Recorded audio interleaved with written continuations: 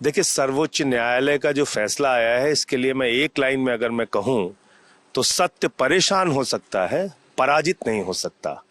8 साल के लंबे संघर्ष के बाद, 8 साल की लंबी लड़ाई के बाद आज दिल्ली की 2 करोड़ जनता को उनके अधिकार मिले हैं। 8 साल की लंबी लड़ाई के बाद आज अरविंद केजरीवाल जी के संघर्षों को सफलता मिली है। जो बात वो पहले दिन से कहते आ रहे थे कि एक चुनी हुई सरकार है, मोदी जी हमको काम करने दीजिए, एक चुनी हुई सरकार है, दिल्ली के 2 करोड़ लोगों ने इस सरकार को चुना है, कृपा करके हमको दिल्ली की भलाई के लिए, शिक्षा, स्वास्थ्य, बिजली, पानी के लिए जो अधिकार हमारे क्षेत्र में है उसके लिए काम करने दीजिए। लेकिन बात बात पर रोड़ा अटकाना, बात बात पर काम में अड़ंगे लगाना, यही काम भारत के प्रधानमंत्री नरेंद्र मोदी जी का दिल्ली के मामले में रहा। दिल्ली के लोगों का अपराध क्या था? उनका वही वोट एक गिना जाता है, देश के बाकी हिस्से के लोगों का भी वोट एक ही गिना जाता है। तो जब अपने वोट की ताकत से उन्होंने एक लोकतांत्रिक ढंग से सरकार को चुना, तो उसके ऊपर एक गैर चुने व्यक्ति को, एलजी को बिठाकर तानाशाही करना, ये मेरे ख्याल से पूरी तरीके से गलत था, जो आज साबित हो गया।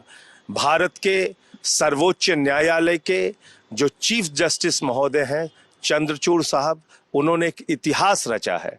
जो दिल्ली के मतदाताओं को, दिल्ली के लोगों को बार बार ये कह के अपमानित किया जाता था कि ये तो एक यूनियन टेरिटरी है, ये इस राज्य को कोई अधिकार नहीं है, इनको तो सरकारी योजनाओं का लाभ पाने का हक नहीं है, हम दिल्ली को चलाएंगे। ये जो केंद्र सरकार की एक तानाशाही थी, मोदी सरकार की तानाशाही थी, उस पे आज विराम लगा है। तो नरेंद्र मोदी जी को अब दिल्ली के लोगों से अपनी 8 साल में जो गलती उन्होंने की, जो दिल्ली के लोगों के कामों को बाधित किया, 8 साल में दिल्ली को जो के कामों को रोका और बर्बाद किया, उसके लिए उनको दिल्ली के लोगों से क्षमा मांगनी चाहिए। ये एक लोकतांत्रिक ढंग से चुनी हुई सरकार का उन्होंने अपमान किया है। तो क्या अब ये देखा जाए सर कि जो कन्फ्रंटेशन होता था एलजी के बीच में, तो और इसके अलावा दिल्ली, हो गई। वो सुप्रीम कोर्ट ने क्लियर कर दिया। सुप्रीम कोर्ट ने क्या कहा? मंत्रिमंडल का फैसला एलजी पर बाध्यकारी होगा, 3 विषयों को छोड़कर। यही बात पहले भी निर्णय में आई थी, तब उन्होंने माना नहीं था। तो इसलिए अब जो ये फैसला आया, इसके बाद तो स्थिति बिल्कुल स्पष्ट हो गई कि बॉस एलजी नहीं, बॉस है चुनी हुई सरकार और उसके मुख्यमंत्री अरविंद केजरीवाल। कोर्ट ने यह भी कहा कि पुलिस, कानून व्यवस्था और जमीन, इस मामले पर केंद्र की तरफ ये पहले से स्पष्ट है, ये कोई नई चीज नहीं है। यही तो पहले दिन से हम कह रहे थे कि भाई 3 विषय आपके पास हैं, बाकी दिल्ली सरकार के पास है।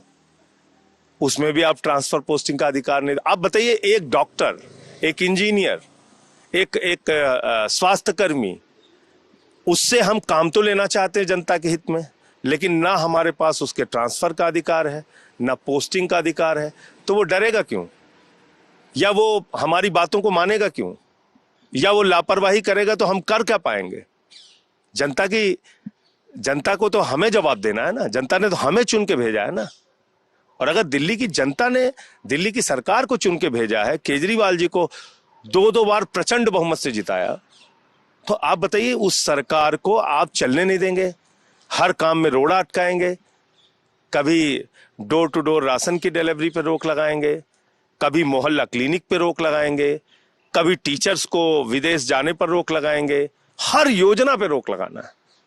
तो ये जो एक रोड़ा अटकाने वाली जो सोच थी केंद्र सरकार की, मोदी जी की, आज उस पर विराम लगा है, उसका अंत हुआ है।